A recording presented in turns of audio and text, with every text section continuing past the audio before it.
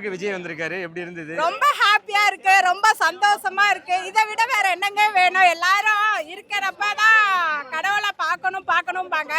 இன்னைக்கு நான் என் கடவுளே நான் பார்த்துட்டு வந்து நின்று நான் பேசிட்டு இருக்கேன். டிவிக்கே தான், எப்பவுமே டிவிக்கே தான் ப்ரோ. ஓகே, இன்னைக்கு அவரை பார்த்தது எப்படி செலிப்ரேட் பண்ணீங்க? ஐயா, அதான் சொல்றேன்ல, கடவுளை நேர்ல பார்த்தா அது எப்படிங்க சொல்ல முடியும்? காலே தரையில நிக்க மாட்டேங்குது. அண்ணனை பார்த்த ஒரு சந்தோஷம்.